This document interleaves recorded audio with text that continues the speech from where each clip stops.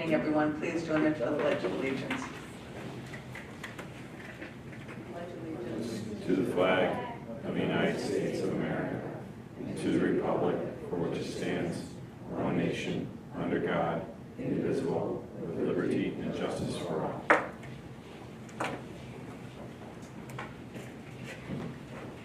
If I could have a motion to approve the agenda for this evening, April 7, 2025. Eric and Kelly. Okay. Any discussion? All in favor? Aye.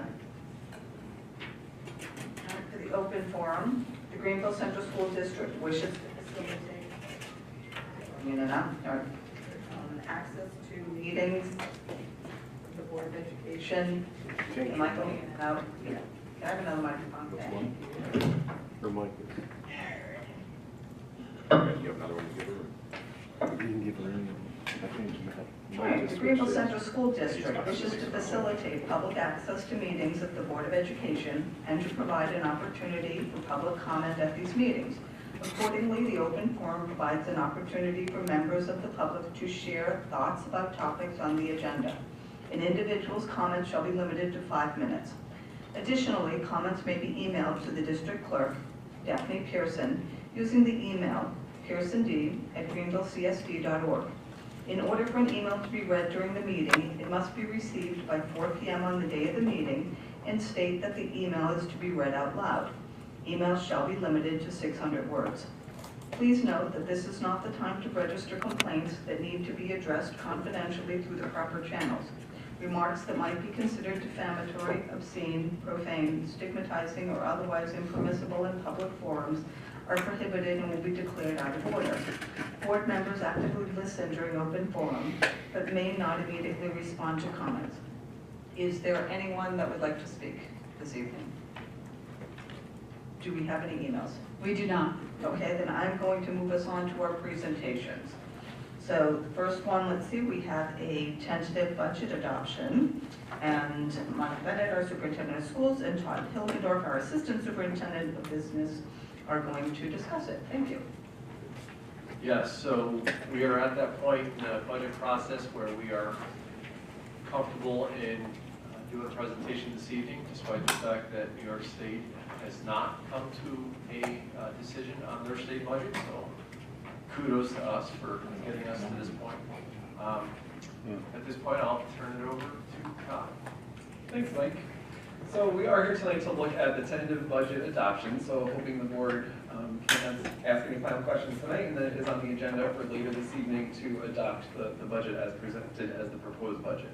So our slides to start us off here, the first couple should look familiar, the ones that we start each budget presentation with. So the first one being our overall budget timeline and where we are at this current moment. So we are in the month of April, along with the budget meeting that we have tonight to adopt the proposed budget. Also on the agenda tonight is to approve the property tax report card, which is a requirement that we need to complete and then submit to New York State. So as long as that's adopted tonight by the board, we will submit it to New York State tomorrow. And then also as part of the budget adoption is that tax levy piece of setting the official tax levy increase for 25-26 school year. For tonight's presentation, there's the slide deck that we're going through, and then the other supporting document is an appropriation status report. What that means is it's all of the expenditure lines in the entire budget. It shows the 24-25, so the current school year, what was budgeted in each line, and then for the proposed budget, what the number is for each of those budget lines in the 25-26 school year. So those are the two supporting documents for tonight's presentation. Our district mission and goals, we continue to make sure that this is the foundation of everything that we do around fiscal planning and putting our budget together and making the decisions around budget is making sure we keep those goals, curriculum, culture, and community in mind. Our budget construction formula, so with the different budget presentations that we've had over the past couple of months, we've looked at different pieces of this formula at different times.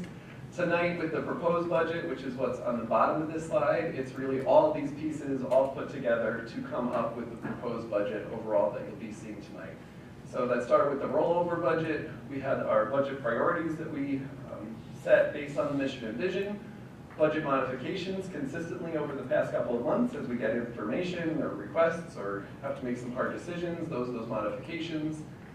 Looking at the revenue side, which is what we looked at back at the March board budget presentation, and then also how we use our fund balance and any reserves for the budget. So again, all these pieces of the formula coming together tonight for our official proposed budget for the 25-26 school year. Our agenda for tonight, what we'll be looking at, starting with the proposed budget overall, just the final numbers of where the expenditures are looking to be projected, as well as the revenues. We'll dig a little deeper into the revenue piece. We'll look at the expenditures in the three-part budget, which is what the state requires us to break it into, the three-part budget. And then we'll finish off with just the upcoming dates of the budget hearing and the budget vote. So overall, where are we for the 25-26 proposed budget? This slide shows a summary. The top half is the total budget. So thinking of all of the expenditures, all of our proposed expenditures for the 25-26 school year, and comparing it to 24-25. So it's the total budget. The difference, or the increase, is a $1.6 million increase from 24-25 to 25-26, and that's a percentage increase of 4.61. So again, that's the overall, the whole budget together. The bottom half, because these are really kind of the two big numbers when we talk about the budget and we start communicating about the proposed budget to the community, the two big pieces that we talk about are the overall budget and the budget increase percentage, so that's at 4.61. And then the other big piece that's very important to our community is the tax levy piece. So the bottom half of this slide shows the tax levy, again, the total levy for this current year of 24-25, and the proposed tax levy for 25-26. The percent increase there, that number should sound familiar because we've talked about that for the past couple of meetings as well. It's that 1.83%. So the total amount of taxes that we will collect for next year's budget will be at 1.83% higher than this current year. Or the increase amount is that $341,000. So this is a big picture looking at the budget overall. As a little recap from where we were last month when we talked to the board and shared, at that time we still had a gap between where our expenditures were and where our revenue was. So some of the kind of big categories of just shifts and adjustments that continue to be made throughout the month of March and even into last week in April. On the expenditure side, these are things that we continually update as we get information. So that included BOCE services.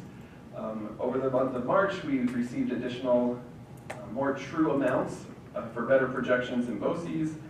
We got stronger or better predictions for our insurance on the liability side. Unfortunately, those numbers did go up for next year, higher than what we had projected, so that was an increase on the expenditure side. And then finally, looking through things like the teacher retirement, employee retirement, Social Security, Medicare, all those pieces, just putting together those final numbers for the proposed budget. There were slight variations in those to put together that final budget. And then the last category on the expenditure side is tuition for special ed students in special placements. So that really shifts and adjusts throughout the year as students either come into the district or leave the district. So we update that as late as we possibly can, so even up until last week, working with Brooke in the CSE office to make sure we have the most up-to-date information on those students, and there were some adjustments over the past month in where those placements will be for next year. On the revenue side, a couple of areas that we made some adjustments since last month. One is on the state aid side, and we'll talk about that a little bit more when we get into some of the slides on revenue. And then we also increased slightly the tuition, so special ed students that we have come here for programming, as well as our interest on deposit. So the interest that we earn. Working with Melanie in my office, we were comfortable looking over the past couple of years and slightly increasing those numbers. All of that to get to a point where we had a balanced budget that we were comfortable and felt comfortable presenting to you as the board. Quick question. When you say the tuition increase, is that based on what we expect more students to come in or increasing our rates? Good question. So the rates are based on actual salaries of the teachers and support staff that are in those programs or the staff that are in those programs. So we can't increase what we're charging. That's truly set based on the faculty and staff in those programs and how many students are in those programs. It's a projection of overall how many students do we think are coming in next year and how comfortable do we feel projecting that amount. We don't want to over-project because all it takes is one student that we thought maybe was coming here and then doesn't, moves out of the area, whatever it might be. That can fluctuate significantly. So we looked at over multiple years, we felt comfortable increasing that number by 10,000, saying that we're going to increase the revenue next year by 10,000 on the projection side. You're welcome. So Todd, for the revenue, then you'll go into more detail. There's a separate slide on it? Correct, Okay. yes. This was just kind of big overview. Last time we spoke with the board, we still had that gap between the revenue and the expenditures. So just want to kind of give that quick update overall of where some of those shifts were made to get to the point that we have our balanced budget. But yes, we'll go into, now we'll actually go into, on the revenue side, we'll start with the state aid. So on revenue, the two main categories on the revenue side are state aid and then our taxes. So this is the first one, is state aid. So to explain this slide, these are all projections, right? We do our best at this point in the year to project where we think we will be in terms of the money that we will get from the state. So the category are all the different categories of state aid that we receive. The next column is 25-26 proposal from executive budget. So we start this in January when we get the executive run. The governor's office puts out what they call the executive run for the state aid for next year. So we base it on that and then make adjustments where we think we're comfortable making those adjustments. So what I mean by that, if you look over to the 25-26 proposed, that's what we're actually proposing for our revenue budget on the state aid side for 25-26. Some of those are different from what is in the governor's run. Two main reasons. One, anything that's expenditure driven, we have better ability as a local district to predict what we're actually going to expend over this current year that determines what the aid is we get in next year's budget. So one example of that is transportation. Transportation, I work with Mary, we project what we think we're going to spend between now and the end of the year, in addition to what we spent to date, and come up with, for a total, this is what we think we will spend for transportation for the 24-25 school year. There is a formula and a spreadsheet that we can put that into, and it tells us what we will then get for state aid for that amount. We have the ability to better predict that than what the state does, because the state doesn't have our most updated numbers at all times. So anywhere where it's an expenditure-driven aid, we go through this process to use our current numbers, our current projections to predict where we think we will be to get the state aid for 25-26. So that's the one category. The other category is foundation aid, which we talked about last month. Is based on TAPU, everybody's favorite acronym, right? Which is a weighted student count. But we as a district for 25-26 are what's called Save Harmless. So we're projected to get a minimum increase of 2%. At the state level, as Mr. Bennett mentioned, the state has not finalized their budget. But we know from what the different houses put out, the one house budget, that there was an interest and a desire at the state level to actually make it more than a minimum 2% increase. So the one had it at 2.9, the other had it at 3%, the governor had it at 2. So we're projecting right now at 2.5. We feel comfortable with what we're hearing at the state level and just making a prediction and a projection that we're putting in for the state aid to come in for foundation aid at 2.5% increase. So that's another variation or difference from last month's presentation to this one. The other thing that I wanted to mention on this slide, and I'll do this throughout a couple of the slides tonight, we're not going to talk through each individual line. If there's questions, certainly folks can ask. But just to touch on some of the numbers that stand out as larger increases. So looking at that percent change column, just to mention two. One is building aid. So a 72% increase in building aid. Well, that sounds really great, which it is, because that's a significant increase in building aid. That's directly connected, as we've talked about in previous meetings, the aid that we are going to start getting in the 25-26 school year because of our current capital project coming to completion in December of 2025. Okay, so that is a direct, that number comes from completing the project, then the increase in state aid as a result of that. The other one to mention, It's the bottom two, public high cost and private excess cost. Both of those numbers come from students that are in those specialized placements that I mentioned earlier. So last year at this time, part of one of our presentations was talking about we had an increase in the number of students going to those programs this current year. What that means is that in this current year, we are spending more for those programs. So that means in 25-26, the aid that we get for those programs is going to increase. So that's an example of expenditure driven. Because we spent more in this current year's budget for those programs, we're going to see an increase in the aid that we receive back next year. So those are those two bottom lines of 45% and 30%. Again, those are significant percentage increases. But Todd, just to clarify, it's not a one-to-one dollar. Do you have a rough percentage that we get? I mean, Yeah, so it's a good question. It's actually a formula that's used for each of them. Public is any public program. So students that go to a Questar BOCES program, that's considered a public program. There's a formula that we have to meet a certain threshold. I don't have those numbers off the top of my head. We have to meet a certain threshold. Anything beyond that threshold, we then get a certain percentage back of that amount.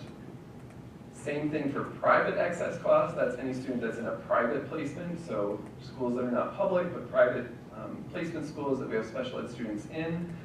Same thing, there's a threshold and then a percentage. We do get a higher percentage for students that go to private than to public. The formula works out that we get a higher percentage back in aid from students in private placements than public. It's just the way that the formulas work at the state level. at a later date, I'd be curious about the percentages. Yeah, absolutely. Thanks. I can pull. Yeah, it's the threshold and the percentage that goes with it, the two together. And they shift slightly each year. On the next slide, so the first one that was about state aid. The other large category of revenue is our property taxes, the tax levy. So this just shows overall, over the past 5 years, our tax levy, the amount that it increased, as well as the tax levy percentage increase. So that bottom row here for 25-26, you'll again see that 1.83%. The tax cap, meaning the highest we can go for the tax levy, the highest increase that we can have without requiring more than a simple majority, is that 1.83. It's referred to as the tax cap. So our tax cap for next year is 1.83. Based on the conversation that we had with the board at last month's meeting, we went right to that 1.83. So that is what the increase will be on the tax levy side for 25-26. I'm sorry, Todd, going back to your other slide, I just had a question for clarification. So the third number that says BOCES versus the public high cost, which is BOCES. So the first one, number 3, where it says BOCES, can you just explain like what would be in that line item? You already talked about what is in the public high cost. Yes. So the line that's just labeled as BOCES is basically anything we purchase from BOCES that's not a specialized program for a student. So that could be our risk management services that we get through BOCES. It's some technology programs that we purchase through BOCES. Synergy, our student management system, we purchase through BOCES. So any of those purchases all go into that BOCES line. So a student, let's say, in welding, which one are they in? In the BOCES, just the BOCES line. Okay. Yep. The private excess cost is just special ed students in specialized programs. Okay, thank you.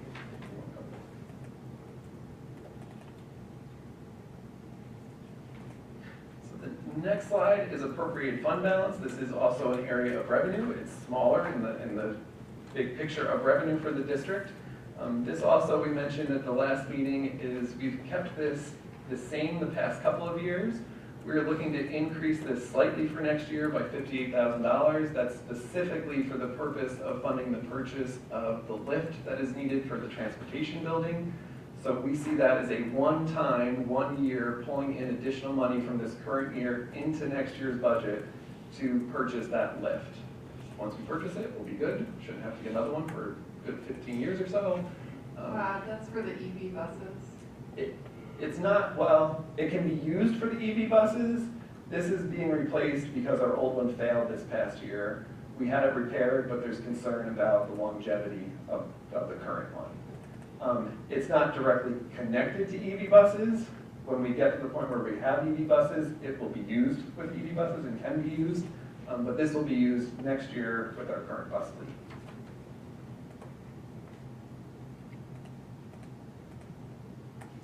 All right, putting those different pieces together, this is a slide that shows all of our revenues in one place.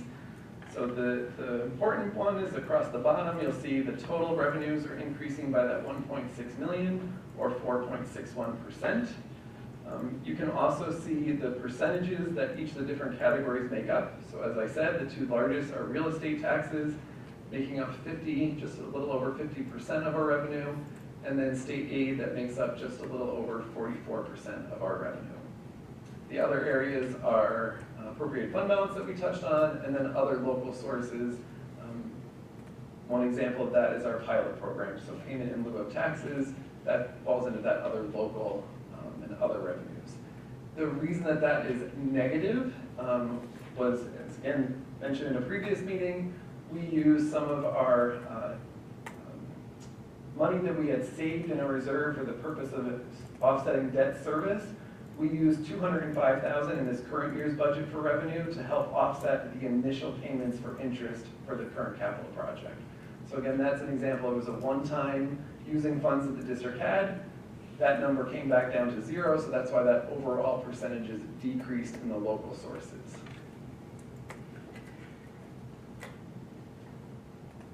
All right, on the flip side, on the expenditure side. So on the expenditure side, this is where the state requires us to break the budget into 3 categories: administrative, capital, and program. So this slide shows all 3 of those together. Again, across the bottom, these numbers should sound familiar because they match up with the revenue. The total increase is at 1.6 million. The percentage increase is 4.61. And here again, you can see how much each of these categories make up of the total. So administrative makes up 10%, capital 16.47, and program, always the largest percentage of a school budget, is at 73.51% for us for next year. We'll look at each of these a little bit more in depth. So administrative. As a reminder, this covers the administration of the school in terms of what the expenses are used for, along with clerical staff that support administrators. It includes any costs associated with the school board. This includes our liability insurance, so kind of a large variety of things that go into the administrative component of the budget. Like with the revenue slide, I'm not going to speak through each individual one of these because there's a lot of information here. If there's questions, you can certainly ask. But going to touch on a couple that have the largest change percent. So that column of change percent, where do we have some of the largest percentage differences? So really pulling out 2. The first one being insurance, which is, here insurance is referring to liability insurance. So our coverage as a district for liability. This across the region, across the state actually, has been significantly increasing this year. Districts across our region saw increases even higher than us. So it's an increase, but we're actually better off than some. So that's the big percentage increase here is caused by those insurance rates increasing. On the flip side, research, evaluation, and planning, you'll see a decrease of 49. So again, that stands out as a high percentage. That's actually, it's a BOCE service that we use for data organization. Previously, Scott and his department had used this service to help with state reporting. Some of that has shifted, and just looking at how we are utilizing internal folks and internal processes, we were able to reduce that service in half, so that led to a decrease in that area.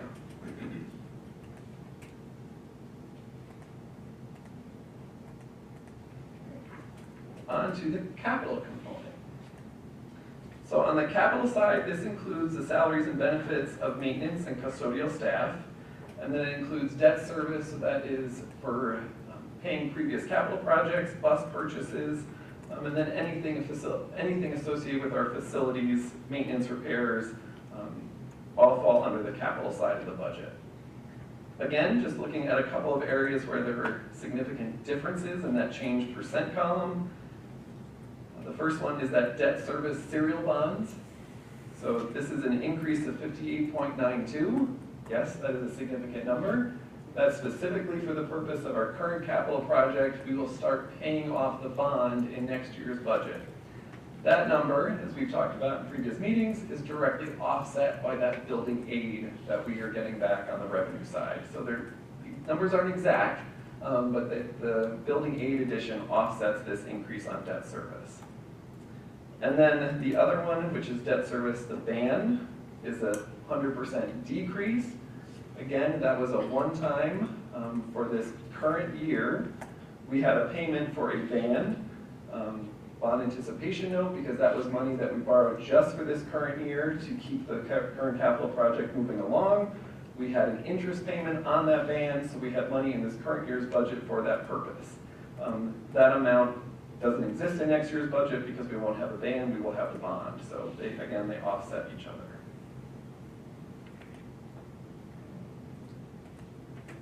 And last but not least, the program side. So the program component includes the salaries and benefits of all teachers and staff delivering services to students, as well as instructional materials, textbooks, BOCE services and programming, and transportation. All goes on the program side. So obviously the largest overall portion of the total budget. So here, one item to highlight that stands out as a significant increase is contract transportation. This is, again, related to students in specialized programs that we have to get to those specialized programs, and we're just seeing an increased need in using contract transportation to make that happen. So that increase is for that purpose.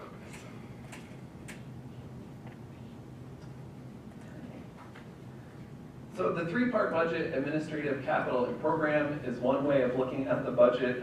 It is required by New York State that we present it that way. A different way, so taking all that same information, putting it back into a pod, and just divvying it up into different categories. This is another way of looking at it that sometimes is just beneficial to look at it in a different way. So this is expenditures by categories. So you can see here salaries and benefits as a category. Contractual services is a category. On this slide and in the pie chart, the largest and the most significant portion of our budget is salary and benefits. So salary and benefits make up over 70% of our total school budget. We're in a people business. We employ people. We provide services that requires people to do the skills that they have. So that's always the largest percentage of the budget. Again, not going to read through all these, but just to highlight a couple that might stand out as increases. So contractual services, that's where any of our specialized programs for special ed students fall. In this categorizing of the budget, they fall into contractual services. So that increase is partly the result of students in those placements and the cost associated with it. And then the other large increase from this view is that debt service and interfund transfer. And as I said on a previous slide, here is where the debt service, the paying of the current capital project, comes into next year's budget. So we see an increase on that debt service side. Across the bottom, those numbers again should look familiar. So total increase, change from one year to the next, is that 1.6 million, and the percent change is 4.61.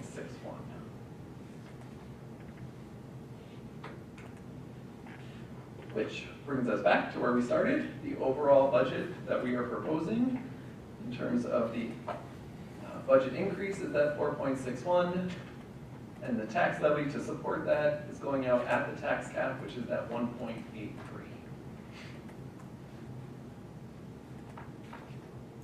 And that brings us back to our overall timeline. Again, later on tonight on the agenda is for the board to adopt the proposed budget. That happens in the month of April. Then in May, we have two big events. The one is the annual budget hearing, which is another kind of review of the proposed budget from start to finish on the expenditure and the revenue side. That happens on May 6th. And then the budget vote, which is on May 20th. I have questions. Yeah. That was really loud, sorry.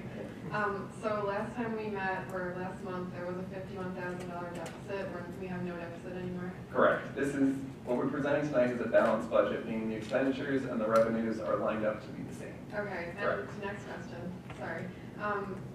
On your little report, on page 7, under special items, can you explain, it's up $60,000? Say again, what page? Angela, Sorry. page. Page 7.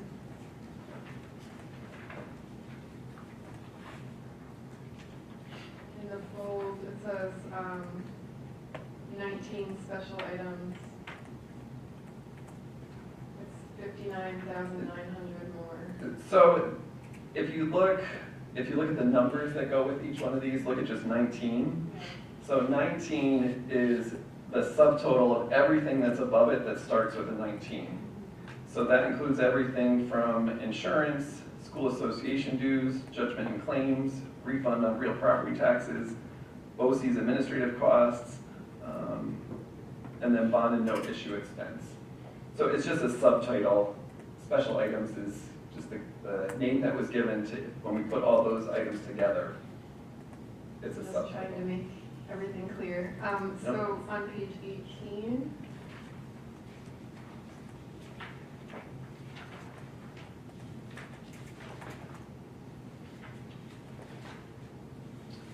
computer assisted instruction, that's up 165,000. Good question. So That's huge. this is actually, it's not a true increase of that amount. This is, as I mentioned, I think back in February, having been in this role now for a year and a half, doing some cleaning up of where things are coded. So for example, some of the technology that Scott oversees that's used in classrooms, some were actually budgeted in the guidance line. Well, that didn't actually make sense. That should actually be budgeted in this one area. So some of these items, if you look up above, you find a specific example that you could track back if you wanted to.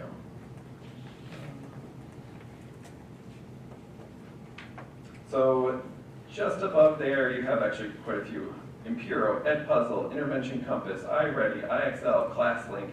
These are all technology softwares that you'll see that in the 25-26 proposed budget, there's a number, but in the 24-25, it's a 0. They weren't actually zeros. You can find those in other places in the budget. We just did a little cleaning up of the budget behind the scenes and pulled them all into one place. The side effect of that, Angela, is what you're noticing is like, whoa, that looks like this increased by a large amount. But if you go up and find anywhere that any of these don't have a number for 24-25, it means they're just being pulled in from somewhere else in the budget. Thank you. You're welcome. Is it my turn for questions? Go for it. Cool. First of all, thank you. Yep. In some information that I've been receiving from other districts around us, we are extremely lucky in what we get from you guys, and I really appreciate how much you provide, as much as sometimes it seems like we go over it and over and over it. I appreciate that you give us this much information, because apparently other districts don't get it and are not in a good spot right now. So thank you. I do have a question, and I don't know how many of the other board members have been following what's going on with the U.S. Department of Education this week and the State Department of Education, but basically there's some sort of certification that the U.S. Department of Ed would like school districts to sign, or they're going to pull certain aspects of federal funding. New York State Ed has said they will not sign off on that or provide information. And therefore, from what I understood today in my research, they're not handing that certification down to us. Like basically, we have no access to sign any certification or even discuss it because state ed is saying, no, New York State's not participating in that. With that said, if this continues, what will we lose? Do you have any idea how much we stand to lose? Could it affect the lunch program? Is it going to affect just certain parts of our funding? So I can speak, so everything presented tonight in the proposed budget does not include federal funds. So federal funds, it's a separate fund in our school budgeting. It's not part of general fund. What we put out for voters to vote on is general fund, which is proposed budget and tax levy. So just to be clear that the numbers I'm going to mention are separate, right? This is additional money that we get that also supports what we do in terms, most of it is salary and benefits from title funds. The total amount that we get in federal funds is $1.19 million. That includes everything from, it's called 611, 619 grants. That money is mostly used, not mostly, it's all used on the special ed side. Title II, Title IV, UPK, summer handicap. So all the things I'm mentioning all come into the district's finances through what we call the federal fund. Some of that is actually state money, like UPK now is actually state money that the state's giving to us, but in terms of how the finances of a district are set up, it comes into what's called the federal fund. Right? So that total number is 1.19. If you start breaking it down by these different categories, so summer handicap tuition, which again comes through the state I'm guessing gets that money from the federal, but it comes to us through the state, is 355. And this report is actually part of the monthly finance reports. Right. So when you look at the finance reports that we post each month, if you look for the federal finance report, these numbers are all in there that you can certainly look through a report that shows it. But 355 comes through the summer handicap, which is what we use for students that have summer programming as part of their IEP. And then the title grants, I could go through each one, but 611, 619 make up about 340,000. Title II is 30, Title V is 17. So all these different pieces all come together for our federal fund of 1.19. Okay, so right now, what we're looking at here is not affected by what's going on around us. However, Correct. we could see effect from this going forward if things pan out the way they are right now. If any of that funding didn't come, we would have to make difficult decisions of what, as a district, we're going to cut out of the expenditure side. It doesn't mean what the title funds are currently being used to fund, doesn't mean that that's going to go away, because we might prioritize that over something else. We might have to cut something else because we value this more. Does that make sense? So it's not a easy, clean, like, oh, if this funding goes away, this service goes away. No, no, no. If this funding goes away, in the big picture of all the expenditures that we have as a district, we'd have to make decisions of where do we not want to have some of those expenditures, because back to Andrew's question, we can't have that gap, make everything line up. Okay. I don't mean to hijack the budget presentation with this, but. No, It's all related. it's a good question, and I think one of the things we have to make sure that we're addressing is the noise that's going on at the federal level and as it trickles down to the state. So at the federal level, they can come out, they can say that they want each state to sign off on this, as I'm sure you've seen through the NISBA updates and things like that. But it's really addressing the district, the state education commissioners in regarding, signing off that they're not going to do those types of things, the DEI stuff. Our federal grants in which we're using them now are not connected to any of those initiatives. So I think that's an important piece to keep in mind.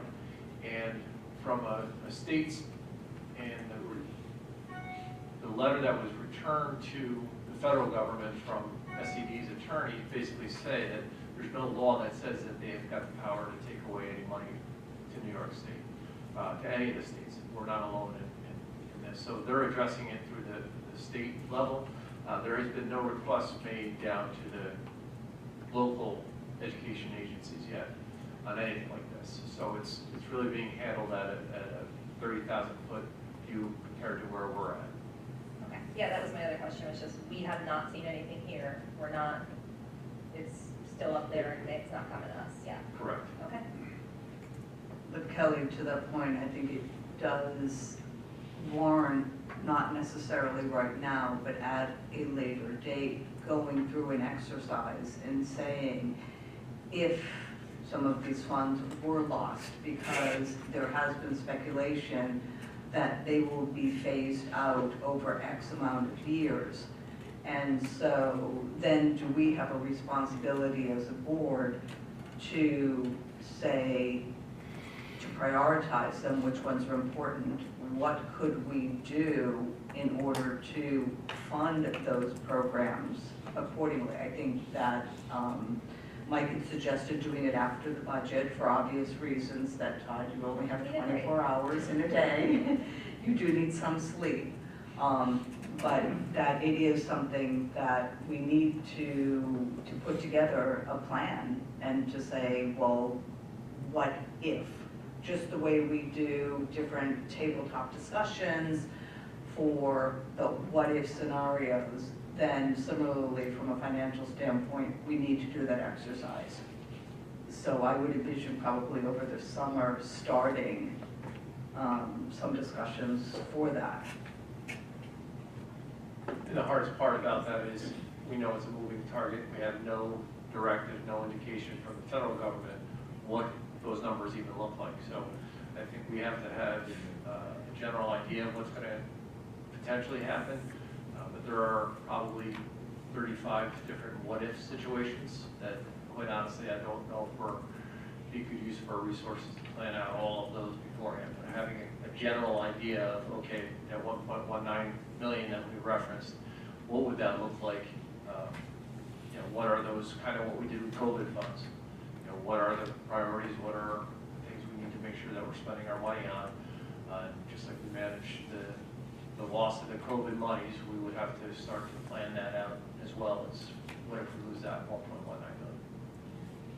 And I think by taking a multi-year approach, then to ensure that it does not significantly impact on a year-to-year basis for the budget. I didn't mean to hijack this, I just wanted to make sure we weren't gonna sit here and vote tonight on something and because the state is holding us up or we're not doing something, then we're gonna lose more, that's all. Thanks. But to that point, right now, there isn't a final budget coming out of New York State. So my question to you is, we need to have the postcards go out to the community. What is the drop dead date that if something were to change, we would need to reconvene and then approve a different budget? Like, do you have that date? No, looking at that. Ballpark? So the annual budget hearing is the 6th, so it backs up from the 6th. I'd have to look, it would have to be like the last week of April sometime. I mean, remember that the state budget that comes to us, this is not the first time we haven't had a state budget, right? It's always it's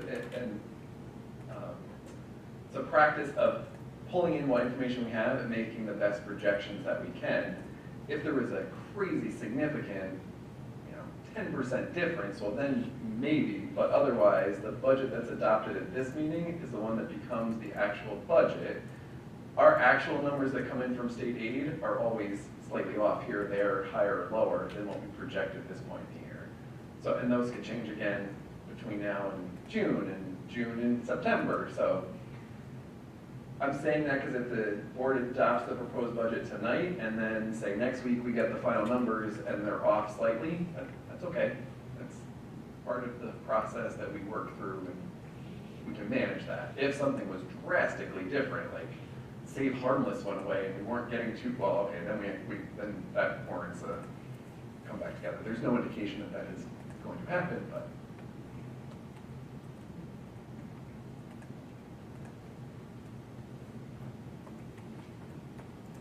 Any other questions related to the budget? All right, then I am going to move us, Tatum. You're next on the agenda. If you have an update, feel free to share it. Okay, so I just have like 2 quick things. Just an update for like the Relay for Life. There's a link on the board docs agenda for that, and we still haven't had any students to sign up yet, and that's getting closer. I think some student groups are like planning on signing up, but nothing yet. So if you guys know anyone, please share it, or any adults too. The link is just on the board docs agenda for today. And another thing, just like a little update. As you guys know, I've been trying to like talk a lot with high school and middle school over this year, but I've been struggling with elementary level students because I want to keep them involved and stuff and everything, but it is harder since they're younger. So I'm meeting with Mr. Urban and the team leaders this week to make a plan, so I just want to update you guys on that, and hopefully I can get some good information that can be useful for next year. I have questions about Relay for Life. Can you explain it to me like I'm from another planet and I've never Okay. like, what even is it? So basically, it's like a fundraising event, and it's ran by the American Cancer Society. Ms. Fricke's the one that's pretty much like organizing it from our school. It's basically just going to be an event at the track where there's relay races and like events and stuff like that. Like people are there selling things, just vendors and everything. So it's basically just gonna be a big event with like walking, running, that kind of thing to raise money. Okay, so people are walking around the track, there's vendors. Yeah. How much is it to register, or do you like fundraise individually? I believe you fundraise individually. I'm pretty sure it's free to sign up, but like it's just kind of like a participation thing, and then like the money that's spent there on any like raffles and that kind of stuff goes towards American Cancer Society. I don't think you have to like pay to go or anything, so you don't have to really spend money, but just showing support kind of helps. So if any board members want to join a team, I'd be willing to put one together. And you don't have to run, you can walk, so. You can walk very slow. Oh wait, my next question. How long does it go on for? I'm pretty sure it was like, I know it starts around like 2, I think. I don't know exactly how long it's supposed to go on for. And it might not have an exact time. I don't know, maybe later. Somebody told me it like goes all night, and That's what I thought too, but I'm not complete. I thought it went till like 10 o'clock, because I thought there was, yeah. There are some that go. Yeah, It's not that's like, we're not gonna be walking around the track for like. Oh, no, and you can leave whenever, so, yeah. If I could interject, they usually have Relay for Life, and they have teams, so then certain people will go at certain times, and you take different shifts. So you're walking during your shift, and then another one of your teammates or a couple of your teammates will come later, and then they go on their shift. To my knowledge, I don't think you need to be part of a team, so you can kind of go individually. I'm pretty sure it's very open and stuff like that, so if there's like a certain time that works for you and you can't make it on a team, then you could just go however long you want. All right, so any board members who want to sign off on the team, email me by tomorrow, and I'll sign us up. Andrew, you can put my name down. And me.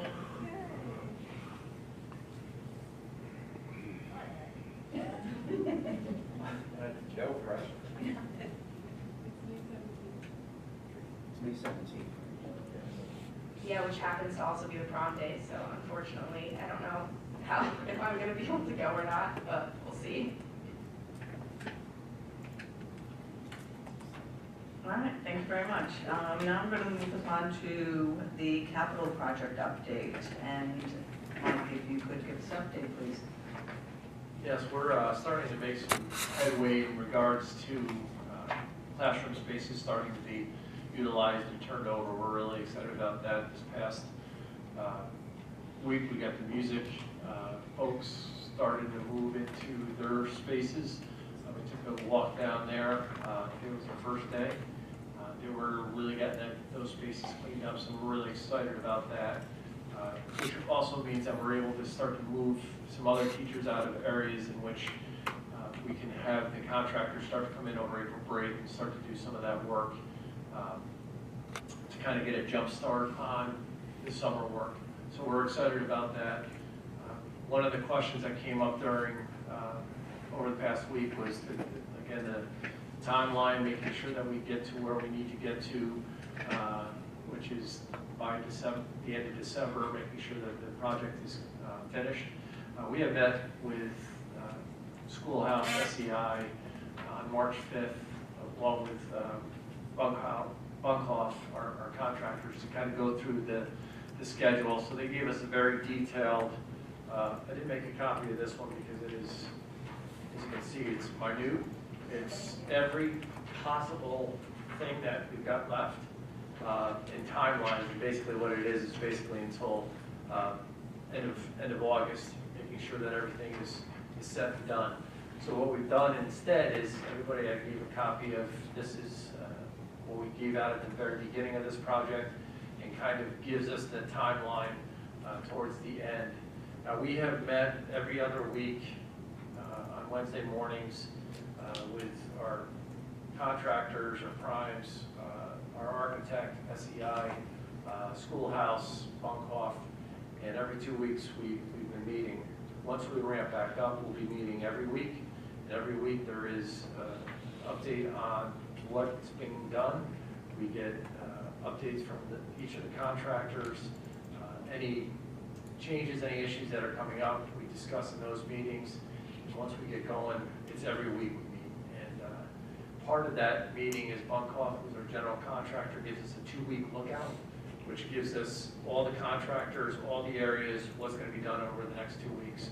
So the question was, how do we monitor, how are we staying on time? That is how we're monitoring those bi-weekly, soon-to-be weekly meetings again, and making sure that we're staying true to the different schedules that we've got.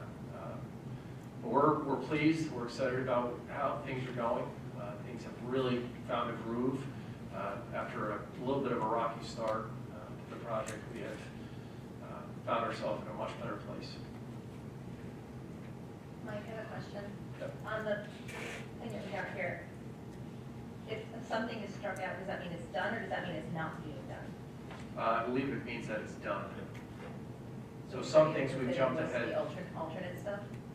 Say that again? We were able to fit in a lot of the alternates? Yeah, some of the stuff that we were looking at doing later in the project made sense with the contractors being there in some situations just to do it then.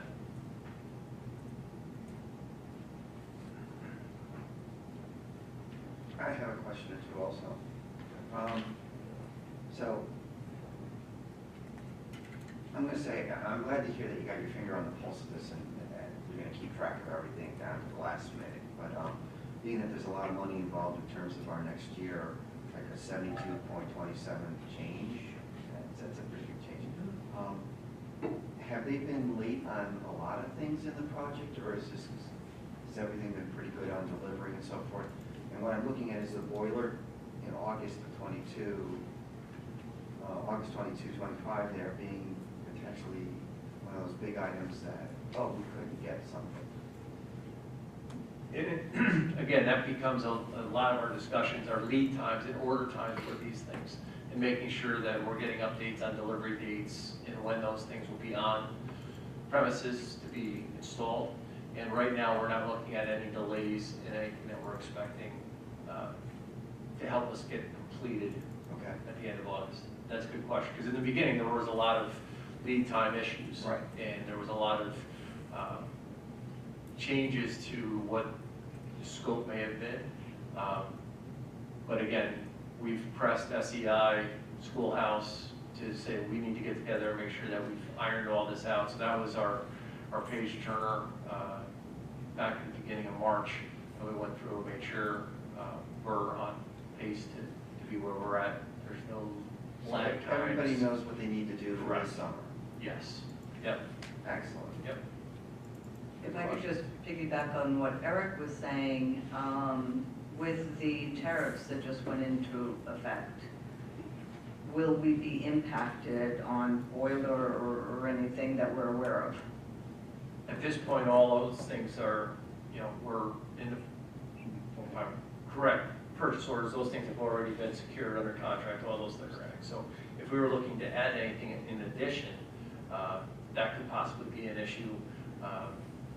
Once this project is over, we're locked into the prices. That's one of the reasons why we want to do what we need to do now.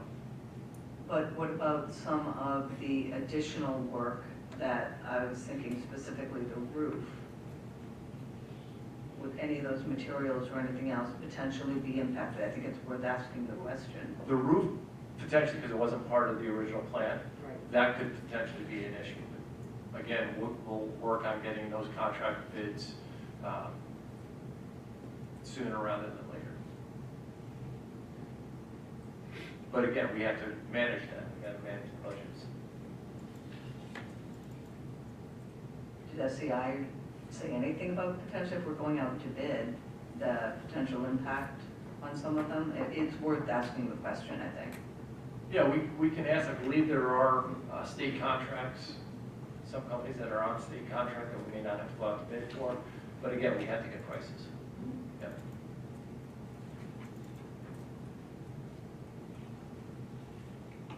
All right, next on the agenda, we have the internet-connected devices, the policy versus procedure. And so I'm going to take this one.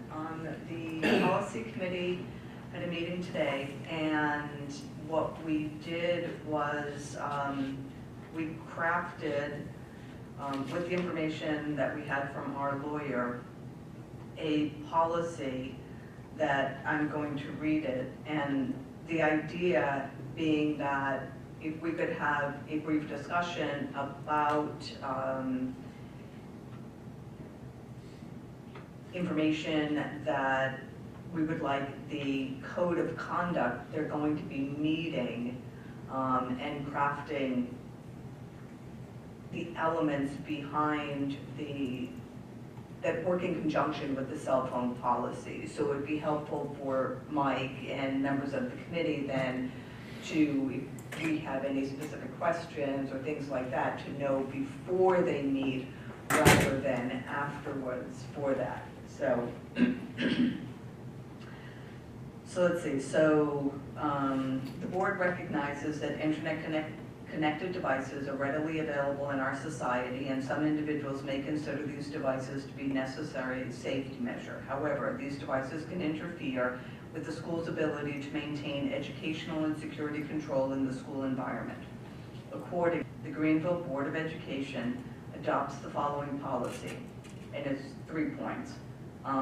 A, student-possessed internet-connected devices, including but not limited to cell phones, must be turned off and be out of sight upon arrival from the beginning of the school day up until dismissal from the end of the school day. Devices used for medical purposes in accordance with a health plan developed by school personnel are exempted from this requirement. B, internet-connected devices are never to be used and must be kept out of sight at all times in any area where an individual has a reasonable expectation of privacy, including but not limited to restrooms, locker rooms, and showers. This prohibition applies at all times. C, in the event a student violates the policy, discipline will be imposed upon the student as per the code of conduct. And so what the code of conduct, or what the committee will be doing, is then going through and laying out the procedures behind the policy for that. I have a question.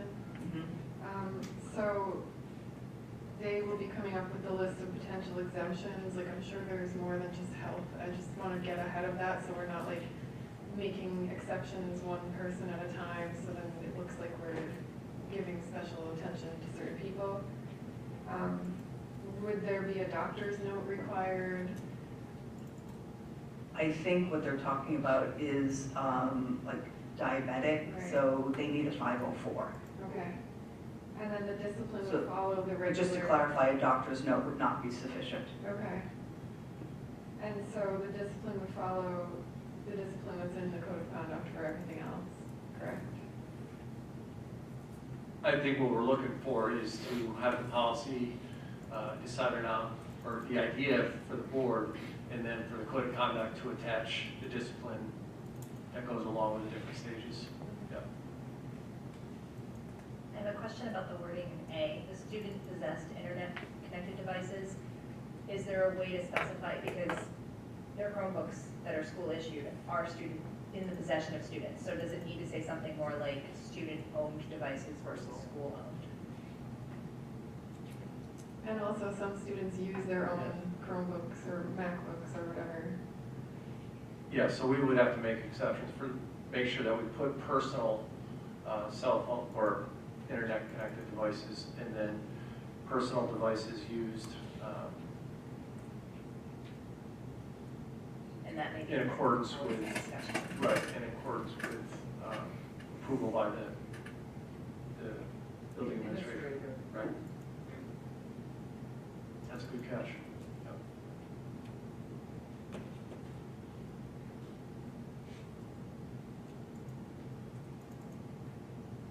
Other thoughts or comments? Because one of the things we'll need to do is the committee is meeting in May, and so if we need to have a policy in place before August and it has to go through 2 readings, while it sounds like we have a lot of time, we actually don't. So if people think about the questions that they may have or thoughts, Daphne can email everyone the actual wording. All right, and so then just, I would say, send it, some of the questions that we have to Mike. So we would, in theory, have to approve this at the next meeting, so we could have 2 readings, June and July, right?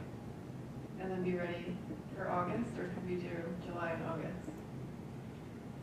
Well, we have 2 meetings in June, Okay. right? And so it just needs to go through 2 readings and then can be adopted, assuming that there are no changes. Yeah, there's an assumption that the policy that we created is going to be satisfactory to the board almost tonight. Because then the timeline starts where Mike wants to meet with the Code of Conduct Committee, and we're going to get to review that stuff. So in order to create a code of conduct that reflects this policy, the policy needs to be pretty much set as soon as possible.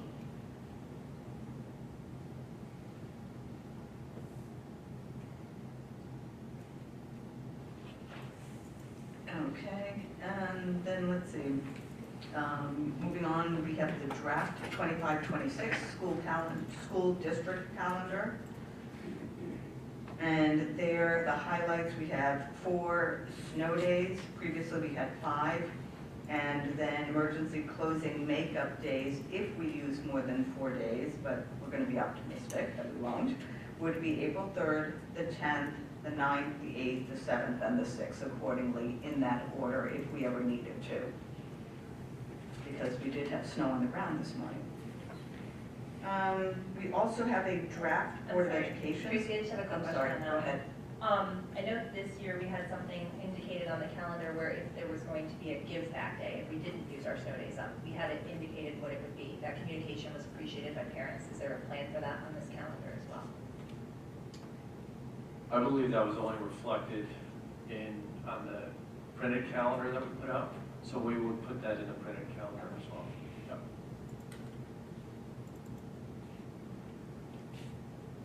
All right, we also have the draft Board of Education schedule for 25-26 for that, so please take a look at that if anyone has any questions. We also have the first reading for the updated policy 4210, the advertising within school district, and 1130, Board of Education Code of Ethics policy. So we've included them with the red lines for that, with the proposed changes. Any questions or anything related to those 2?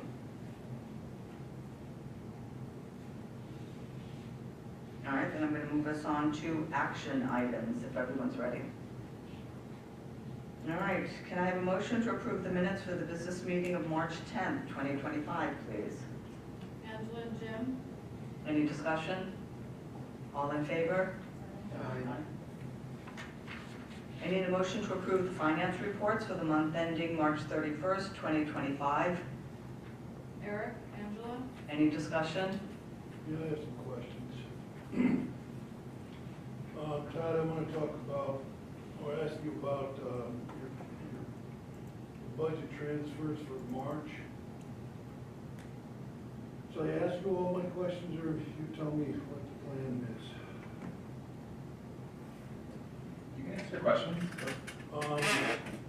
We're moving a lot of money out of salaries, and one of the items we're moving to is exterior repairs. Is that money targeted for something? Yeah, so you're talking about number 6. Yeah. Description down below for number 6, it's to cover expenses for resurfacing the elementary roof. So this is work that we're trying to do out of end-of-year funds, a need to do work on our roofs. Go ahead. Nope, go ahead. If we fund that with these end-of-year funds, are we going to have building aid out of it? It is not beautiful, no, correct. Any way we can figure a way to make that happen? It would have to be part of another project. Is this project not of scale to start another project? So the current project that's going on, there were alternates in that project to do roof work at both the elementary building and the middle school, high school. We are hoping with the contingency that remains in the capital project fund to do one of the buildings in that pot of money, which would be out of the capital project. The other alternate, that there will not be enough funds in that capital project to do both. So this was a way of using current end-of-year funds to potentially do that other work. Is that gonna be all the money you need? Is that gonna be inclusive to do that? So that number is an estimate specifically for the elementary school Right. that was based on some rough numbers that we got just by asking some of the contractors, one of which is here doing other roofing work. It's not a hard number yet. That would actually have to go out as a separate bid, which was, I think was what was being referenced earlier. Put it out as a separate public bid and have to see where the bids come in. And we are looking to do that within the next couple of weeks to month to get the bid out to see what the numbers are.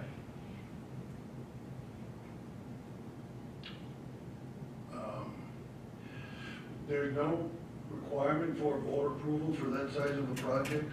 This is the first I'm hearing about repairing the elementary school roof. The approval, this would be the approval, is the budget transfer to that code Okay. to be used for repairs. These line items on the transfer too, are they all funded now, meaning those items have current funds in those items? Are we shifting money and prepaying some things for 25, 26? So all of the budget lines that are listed on the transfer to side, all of those budget lines have funds in this current year's budget. These are, depending on what they are, so I could pull out a couple of examples. So, let's see, number 10, STEM high school program. So this was actually, we have an additional student in that program this year that was not budgeted for. If you see where it's coming from BOCE services. We have contingencies within our BOCE services budget lines because there are always shifts from year to year within the year. So that is money that's being put in that line to cover this current year expenditure for that student in the program. Other items, it's like line number 5, science. I gotta make sure I'm saying these correctly. I'm gonna put the description quick. So yeah, number 5, it's additional money being put into the science supply code. That is to purchase materials for some of the new science investigations that are required by New York State. They won't be used until next year, but this was a way to use funds in this current year's budget to get some of those supplies now. And there's some other items on there like that as well. So there's one on here I know for Rich's department for just additional supplies. Don't know what line number that is. That's fine.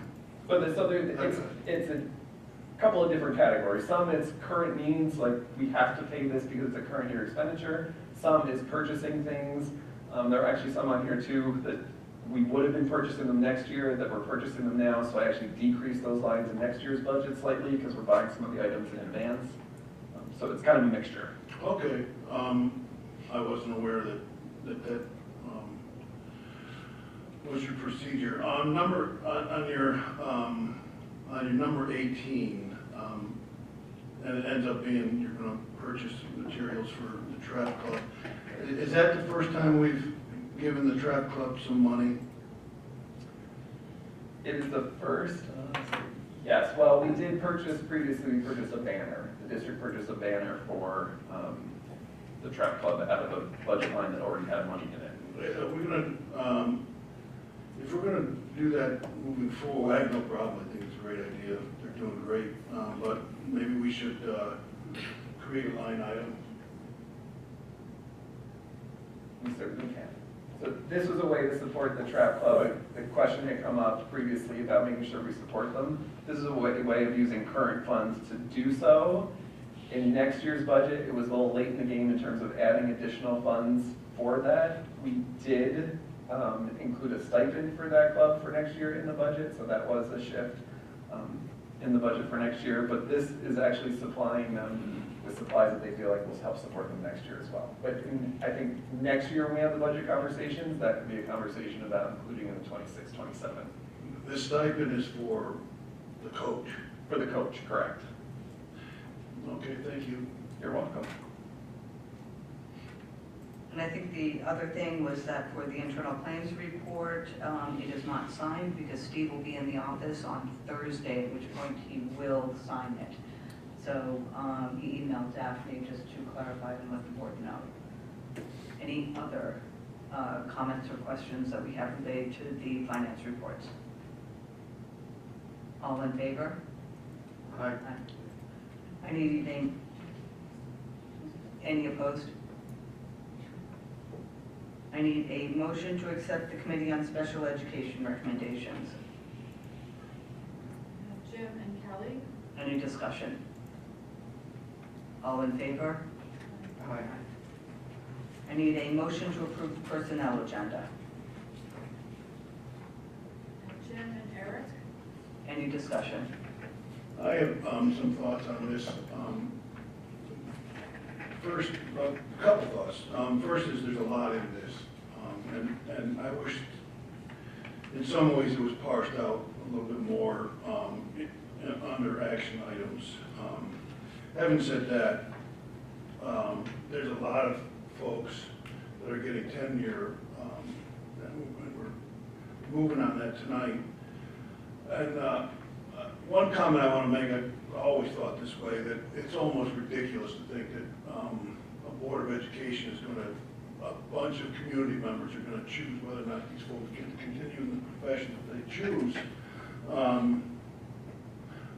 So therefore, when recommendations come through, they become more important unless board members are actually going to do a lot of research and trying to find out the quality of these folks. Having said that, I want to congratulate these people for meeting this milestone, but I hope they are encouraged to appreciate that it's not a destination. 10 years is not a destination. It's not the end of becoming a highly qualified, exceptional teacher. I hope they all continue to go down that path, because our students don't need teachers with solely the title of being tenured, but they really need to be exceptional teachers, and that takes a long time to reach. So they've reached this milestone. Now it takes 4 years, so I congratulate them on it. And the other thing is, I hope they will stay here. And part of extending from 3 years to 4 years is, now you get a little bit more rooted. So I hope these folks will stay with us, since we've invested money in them and time, and now we're giving this step to them. So they'll think about joining Greenville for a long time, and they have a very great career moving forward. Thank you, Dave, and I think as a former teacher, then you absolutely have, very good, wonderful perspective. Thanks. Any other discussion or questions? Go ahead. Real quick. Sorry, you can go first if you want. Oh, let's go first. I was just gonna say, several of us have been parents in the district for a long time, and there's a changing of the guard taking place in a couple of areas, and I am very excited to get to meet Courtney tonight and welcome her aboard, but on a personal note, I'm very sad to see Karen Overbaugh retiring and Aaron leaving us as well at the end of the year. So thank you to both of you. Personally, you've been instrumental to my kids getting through school and me surviving as a parent. So congratulations to both of you. How do I follow that? You should let me, dang it. No, again, Karen, thank you for the many years of service. You have become part of the institution at Ellis and within the Greenville Central School District, and I'm sure there's hundreds, if not thousands, of families out there that share Kelly's admiration and thanks for the work that you've done. Aaron, you're stuck with us for a little bit longer. Thank you for that. But yes, your retirement is something that will surely be missed, and we'll get a little time at the end of the school year to properly celebrate you. But I do want to formally welcome Corgi with the board present. She has been hired. We are very lucky. I am very excited, as the board leadership knows. When I talked about our ability to get Corgi to come to us, it's a fantastic move for Greenville Central School District. I am excited about her joining our leadership team and joining Greenville Central School District, because she offers a lot of valuable skill sets, experiences, and like I've said to our leadership team quite a bit, the most important thing I do is hire, and I am very proud to say that I've been able to steal Courtney to get her here, so Thank you. welcome. Thank you all. I'm really excited, so thank you. And thank you, husband and Levi, kids, to coming down and found a nice little nook over there in the library meeting center, so thanks again. Thank you. All right, so just as a technicality, all in favor? Aye. Welcome. I need a motion to adopt the 25-26 proposed school budget in the amount of $37,644,226. Eric and Angela. Any discussion? All in favor? Aye. Any nay? I need a motion to approve the real property tax report card for the 25-26 for submission to the State Education Department. Eric and Angela. Any discussion? All in favor? Aye. I need a motion to approve the instructional program initiative, new program proposal, introduction to software development. So this is the AP course, I believe, right? Kelly and Eric. Any discussion? All in favor? Aye. I need a motion to approve the resolution between the Greenville Central School District and One Risk Operations Center, The Rock. Really? Come on, guys.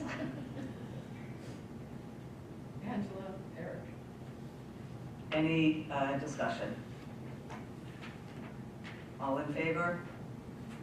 Aye. Okay, I need a motion to approve the resolution of the Board of Education of the Greenville Central School District of the State of New York for the purpose of entering into a contract for cooperative educational services for one-to-one devices. Kelly and Eric. Any discussion? All in favor? Aye. I need a motion to approve the resolution between the Greenville Central School District and the Delaware, Chenango, Madison, Oswego, BOCES for the 25-26 school year. Eric and Kelly. Any discussion? All in favor? Aye. I need a motion to approve 2 change orders. Greenville Central School District 22 capital improvement project at the elementary school in the amount of $92,752.30 to CKM Electrical Services.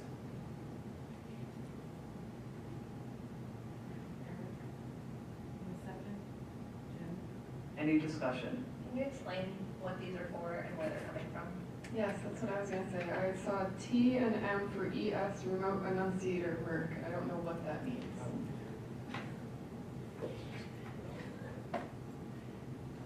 So these are 2 change orders for our current capital project, both for electrical services. The first one described as phase 2 classroom electrical changes at the elementary school. So this was learned from the work that was done last summer, making sure that in each room, being very specific about what currently exists on the wall for data and electricity, what should be on that wall, making sure the wall, the teaching wall, is in the location that we wanted it. So we went through, this is kudos to Scott and Rich too, for walking through these rooms multiple times, and making sure we were getting it all the way that we wanted it, which was different from what some of the original plans were. So that's that first one of electrical changes, and it's every single classroom, I don't know that total number, 20-ish, that are being redone this summer. So that they are wired correctly. So that they are wired correctly, yes. didn't we discover that there were some wiring issues once we started opening the walls? Yes, Yeah. yes, this came from something we learned last summer with the classrooms that were done last summer. We did, I don't know if the amount last summer came to the level of a change order, so the board may not have seen it, I have to go back and look. But the classrooms that we did last summer, we did a similar situation. It may have been an allowance that wasn't at this level for a change order, but point being, we learned it from last summer, did some things differently in the classrooms that were redone last summer, making sure that we're consistent now and doing that same thing in the rooms that are going to be touched this summer, making it the way it should be. The second one, T&M, is time and material for elementary school remote enunciator work. Well, I learned what an enunciator is. Rich, would you like to describe? The enunciator is what, there's one in the front lobby and one in the elevator lobby. And it shows the firemen when they come in, what's going on in the building as far as a fire or anything in it. They were not put in the contract, so we had to put them in afterwards. At least for the labor part of it, for the electric. So this was something that in the course of the project was found, probably should have been in the original specs and the bidding. It was not, so we can't hold the contractor to do that work in the original contract, but it's work that needs to be done, so it becomes a change order. In both of these instances, we have contingency funds in the project for the purpose of change orders. This money is coming from that allotment of money, and we are in a healthy spot in terms of the overall contingency for the project. So we're comfortable using the funds in this way to do these two change orders. And I'm assuming we had a discussion with the architects to say, how did you forget this? Yes. Thank you. Any other questions? All in favor? Aye. I need a motion to approve the contract between Greenville Central School District and Vendor Hagen, Inc. Am I saying it correctly? Thank you. All right, for the 24-25 school year. Eric, Kelly, Any discussion? All in favor? Aye. I need a motion to approve 30-day emergency transportation contract bid to Amazing Grace Transportation. Kelly and Eric, Any discussion? All in favor? Aye. I need a motion to approve the merger of the Ravenna, Coyman, Selkirk Central School District for the varsity girls swim team for the 24-25 school year. Angela, We did the boys, we didn't do the girls. It's a different season. Right, right. So this would allow, For next year. yes, 25, 26?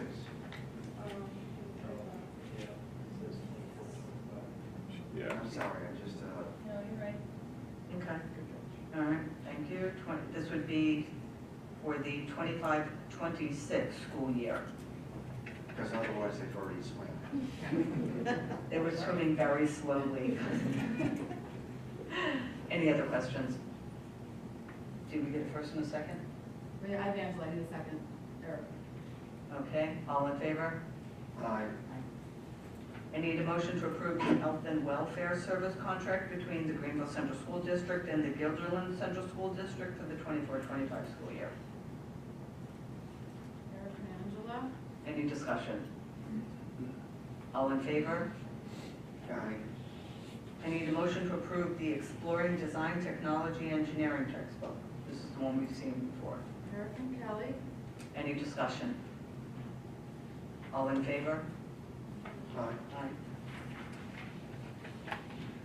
I need a motion to approve an overnight field trip for FFA for the state convention. Eric, Angela. Any discussion?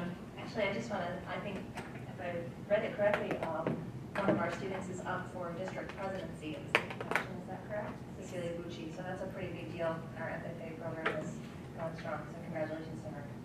Excellent. All in favor? Aye. Input items for discussion at a future meeting. Are we doing the EV presentation in May. I'm sorry, say that again, Angela, The we're doing the what in May? EV bus presentation in May. That is the plan. We're waiting right now for them. They've given us the draft and they've given it to NYSERDA to kind of go over once it's back in their hands. They will get us the final draft, we'll get it to you folks, and we'll ask them to come in and do a presentation. Did we plan this summer to start having a conversation about what we were talking about earlier? The long-term kind of looking at what we have and what we need to be planning for.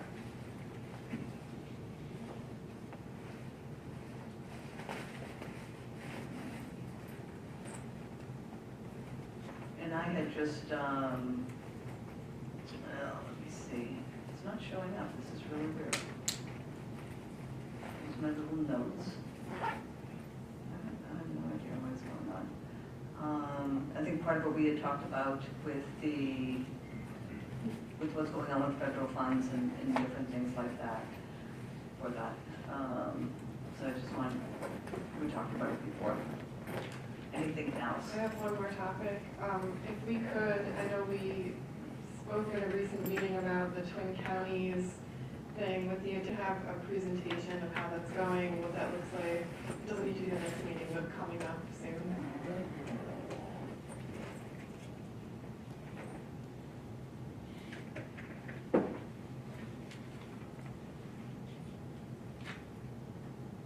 Okay, anything else? All right, just a couple of reminders. Let's see, April 21st, nominating petitions for board candidacy are due by 5 p.m. There are 2 open positions. We have, let's see, you would contact the district clerk if you're interested in running. May 6th, as Todd had mentioned, we have the annual budget hearing at 6:30 at the library here. May 7th, voter registration, 3 to 7 in the district office.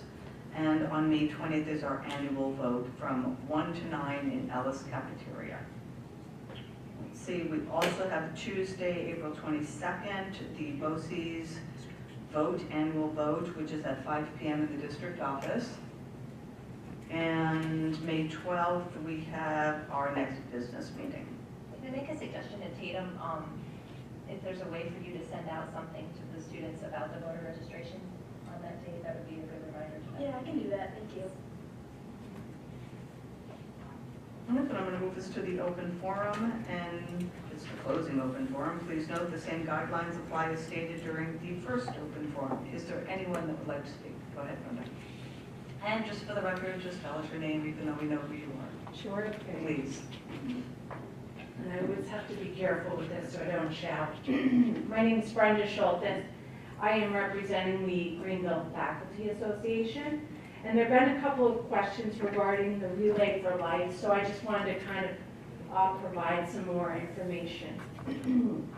So in its name, the word relay does not mean that we're racing. It's a casual kind of event.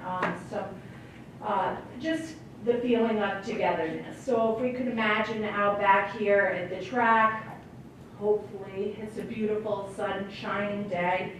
And this is an event that's sponsored by the American Cancer Society. And it's kind of bounced around Greene County for several years. Most recently, it's been held at Coxsackie, Athens. But Tanya Fricke, who's very passionate about the American Cancer Society, pulled me aside back in September and said, I would really like to hold this event here. Do you think as a faculty association we could make it happen? I said, let's go for it. So we started planning back in September. So with the team idea, you have a team of however many people you want on your team, and the idea is that one person is always walking around the track for the duration of the event. So if I decide to walk 2 laps, then I tag out, somebody else can walk the next 3 or 4 because they're in better shape than I am. But the idea is you always have somebody that's representing your team. The hours of our event are 2 to 10 p.m. with the starting lap is typically done by survivors, which is a tremendous, if you've ever participated in these events, it's tremendous to see the support that the survivors have been given. There's also typically a caregiver's lap as well, where people who have been there alongside the survivors are also being recognized for all of their contributions. The event ends in the evening with the Luminaria celebration, so that's why we have to go a little bit later into the evening. It's a very powerful, emotional part of the day where hopefully we have the entire track lit up with the luminarias as we finish our event. And those can be purchased to recognize a lost loved one, someone who's currently battling cancer, or even to also celebrate a survivor as well. So far, we've had a daffodil and tulip sale and have brought in or raised over $1,000. Currently, Gail Del Rocco is working with a student artist on designing a t-shirt for our event this year, and we hope to have those going out on sale for $15 in the near future. So hopefully that clears up some of the questions that some members have. Can you let us know about the t-shirts also? I certainly will. Thank you. I appreciate the information. Is there anyone else? Do we have any emails? No. Okay. Then let's see, I need a motion to adjourn to executive session to discuss personnel matters concerning employment of a particular person or persons. Kelly and Eric. All right, any discussion? All in favor? Aye. Thank you, everyone, and welcome.